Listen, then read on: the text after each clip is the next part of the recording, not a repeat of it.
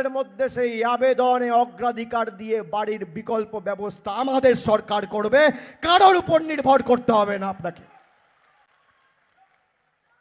কারোর উপর নির্ভর করতে হবে না, এদের কাছে হাত পাতবো না।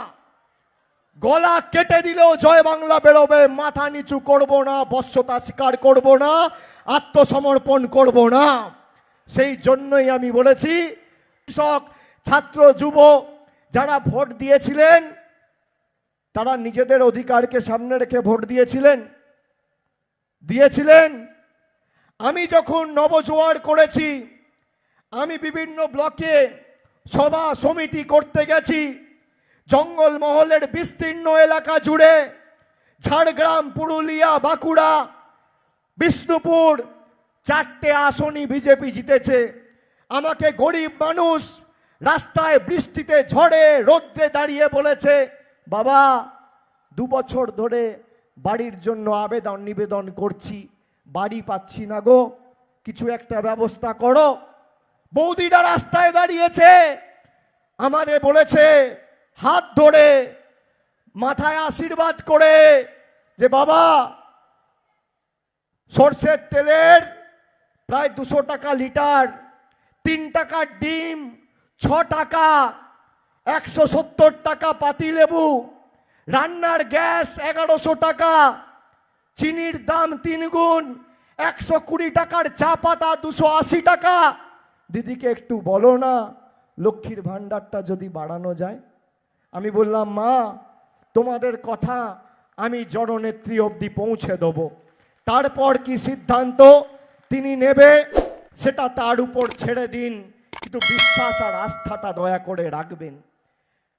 আজকে আপনাকে আমি বলি, আমি 2 মাস রাস্তায় ছিলাম, কুচবিহার থেকে শুরু করেছি কাকদ্বীপ অবধি, 2 মাস একদিন বাড়ি যাইনি। ঘর পরিবার, মা বাবা, ছেলে মেয়ে, বাচ্চা, সংসার সব ছেড়ে মানুষকে কথা দিয়েছিলাম, নিজের অধিকার সামনে রেখে ভোট দিন, আপনার অধিকার থেকে আপনাকে কেউ বঞ্চিত করবে না।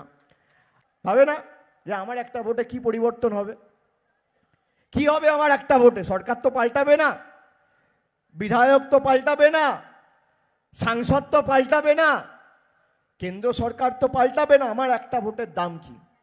আমি আবার আপনাকে বলছি, যাকে ইচ্ছা তাকে ভোট দেবেন, খালি নিজের অধিকারটাকে সামনে রেখে ভোট দেবেন। আমি কেন বলছি জানেন এই কথা? 5 মিনিটে এটা 3 বার বললাম। কেন বলছি? আজকে আপনারা বলেন আমার বাড়ির টাকা বন্ধ, আজকে আপনারা বলেন যে 100 দিনের 2 বছর ধরে টাকা বন্ধ করে রেখেছে, আজকে আপনারা বলেন রাস্তার টাকা বন্ধ করে রেখেছে। আপনারা বুকে হাত দিয়ে বলুন তো 2019 সালে আপনারা নিজের বাড়ির অধিকারকে সামনে রেখে ভোট দিয়েছিলেন? মেদিনীপুরের মানুষ ভোট দিয়েছিল কি? রাম মন্দিরকে সামনে রেখে। আজকে ভারতবর্ষে রাম মন্দির হয়েছে 3000 কোটি টাকা খরচা করে, গরিব মানুষের মাথার উপর ছাদ হয়নি। আপনি অস্বীকার করতে পারবেন না, যেই মেদিনীপুর জেলায় বিজেপি জিতল 2021 সালে, ঠিক 2 বছর পরে মমতা বন্দ্যোপাধ্যায়ের ভোট, সেখানে আপনি ভোট দিলেন লক্ষ্মীর ভাণ্ডারকে সামনে রেখে। বলুন হাত তুলে লক্ষ্মীর ভাণ্ডার পেয়েছেন কিনা? পেয়েছেন কিনা? পেয়েছেন কিনা মায়েরা? এবার ভোট দেবেন নিজের বাড়ি আর নিজের মাথার উপর ছাদকে কেন্দ্র করে। আমি আপনাকে বলছি, আপনি আপনার অধিকারকে সামনে রেখে ভোট দিন। ভারতবর্ষের যত বড় নেতা হোক, সে প্রধানমন্ত্রী হোক, রাষ্ট্রপতি হোক, কেন্দ্রীয় মন্ত্রী হোক, মুখ্যমন্ত্রী হোক, রাজ্যপাল হোক, বিধায়ক হোক, সাংসদ হোক, মানুষ যদি নিজের অধিকারকে সামনে রেখে ভোট দেয়, আপনার অধিকার থেকে আপনাকে কেউ বঞ্চিত করতে পারবে না। আর আমি আপনাকে বলছি, যারা তৃণমূলের থেকে হিসাব চাইছে, 5 বছর আগে আপনারা ভোট দিয়েছিলেন কেন্দ্র সরকারকে নির্বাচিত করতে, হিসাব তাদের থেকে চাইবেন যারা আপনাদের থেকে ভোট নিয়ে গেছে। আমাদের ভোট 2026 সালে, আমরা ভোটের হিসাব 2026-এর আগে 25-এর শেষে মানুষের কাছে রিপোর্ট কার্ড পৌঁছে দেবো। মোদিজির রিপোর্ট কার্ড কোথায়? মোদিজির রিপোর্ট কার্ড কোথায়? এই যে দিলীপ ঘোষ জিতেছিল, দিলীপ ঘোষকে আপনারা জেতার পর দিন থেকে একটা যদি আমাকে উদাহরণ কেউ দেখাতে পারে যে 5 বছরে মেদিনীপুরের এই 7টা বিধানসভায় দিলীপ ঘোষের নেতৃত্বে একটা উন্নয়নমূলক বৈঠক হয়েছে, আমি তৃণমূলের হয়ে ভোট চাইতে আসবো না, এত বড় কথা বলে দিয়ে যাচ্ছি। অন্যদিকে দেখুন, মুখ্যমন্ত্রী মমতা বন্দ্যোপাধ্যায় কথা দিয়ে কথা রেখেছে। কতবার পশ্চিম মেদিনীপুর, ঝাড়গ্রাম, পূর্ব মেদিনীপুরে তিনি ছুটে এসছেন। আজ থেকে 7 দিন আগে শিলিগুড়িতে সভা করে ভারতবর্ষের প্রধানমন্ত্রী বলেছে যে কেন্দ্র সরকার নাকি বাড়ির টাকা দিচ্ছে আর রাজ্য সরকার নাকি সেই টাকা আটকে রাখছে। আমি আপনাদের এই মঞ্চ থেকে ভারতবর্ষের প্রধানমন্ত্রীর পদ, তার চেয়ারের প্রতি পূর্ণ সম্মান মর্যাদা রেখেই বলছি যে মোদিজি, পরের বার আপনি যখন বাংলায় আসবেন, গত 3 বছরে বাংলায় আপনারা হেরে যাওয়ার পর 21-22, 22-23 আর 23-24 অর্থবর্ষে যদি নরেন্দ্র মোদী সরকার প্রমাণ করতে পারে যে বাংলার 100 দিনে 10 পয়সা দিয়েছে আর আবাসের জন্য 10 পয়সা দিয়েছে, আমি তৃণমূলের হয়ে কোনোদিন সভা সমিতি করতে মাঠে নামবো না। এত বড় কথা বলছি। আপনারা শ্বেতপত্র প্রকাশ করুন না, কেউ তো বারণ করেনি।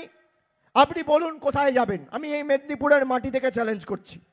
বিজেপির ছোট বড় মাঝারি নেতা, আমার কোনো অহংকার দম্ভ নেই।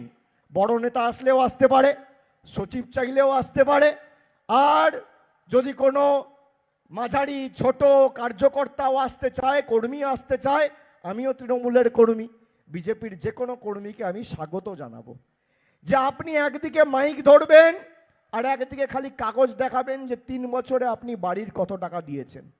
আমি 1000 কোটির গল্প দিচ্ছি না, আমি 10,000-এর গল্প দিচ্ছি না, আমি 500 কোটির গল্প দিচ্ছি না, আমি 10 কোটির গল্প দিচ্ছি না। যদি মোদিজি প্রমাণ করতে পারে যে বাংলার মানুষের বাড়ির জন্য 3 বছরে 10 পয়সা কেন্দ্রের সরকার দিয়েছে, আমি রাজনীতির আঙিনায় পা রাখবো না। আবার দ্ব্যর্থহীন ভাষায় আপনাদের সকলের সামনে আপনাদেরকে সাক্ষী রেখে বলে দিয়ে যাচ্ছি, আগামী নির্বাচন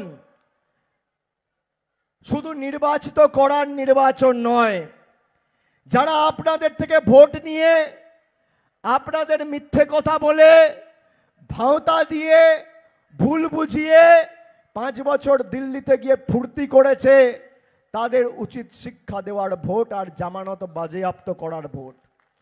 এই ভোট নির্বাচিত করার ভোট নয়, এই ভোট প্রতিরোধের ভোট, প্রতিশোধের ভোট, আর মানুষকে ভুল যারা বুঝিয়েছে তাদের শিক্ষা দেওয়ার ভোট। এমন ভাবে এদেরকে জবাব দিতে হবে যে 5 বছর যেভাবে বাংলার মানুষকে লাঞ্ছিত, বঞ্চিত, নিপীড়িত, অত্যাচারিত, শোষিত করে রেখেছে, একইভাবে এদেরকে যোগ্য জবাব দেওয়ার জন্য প্রস্তুত থাকুন। তৃণমূল তো প্রার্থী তালিকা ঘোষণা করে দিয়েছে 10 তারিখ, আজকে নির্বাচন ঘোষণা হয়ে যাচ্ছে। বিজেপি, আমি ভেবে কথা বলি আর যখন কথা দিই কথা রাখি। আমাকে একটা দৃষ্টান্ত দেখাতে পারবেন না আমার রাজনৈতিক জীবনে যেখানে আমি কথা দিয়ে কথা রাখিনি। তার জন্য যতদূর লড়াই করার আমি করব, তার জন্য যেখানে আবেদন নিবেদন করার আমি করব, তার জন্য যতদূর যাওয়ার আমি যাব। কিন্তু মানুষকে যদি কথা দিই, সেই কথা রাখতে আমি অঙ্গীকারবদ্ধ, দায়বদ্ধ। 282 কোটি টাকা খরচা করে 6,10,867টি শ্রমিকের কাছে 100 দিনের টাকা, 2 বছর ধরে পাওনা টাকা ইতিমধ্যেই পৌঁছে দিয়েছে আমাদের সরকার। লক্ষ্মীর ভাণ্ডারে, এখানে মায়েরা আছেন শুনুন, 11,99,580টি মায়েদের, দিদিদের, বৌদিদের 11,99,580, এই সংখ্যাটা খালি পশ্চিম মেদিনীপুর জেলার। 11,99,580 জনকে লক্ষ্মীর ভাণ্ডার দিয়েছে আমাদের সরকার। 18,21,814 জনকে কন্যাশ্রী প্রকল্পে আর্থিক সাহায্য সহায়তা করা হয়েছে।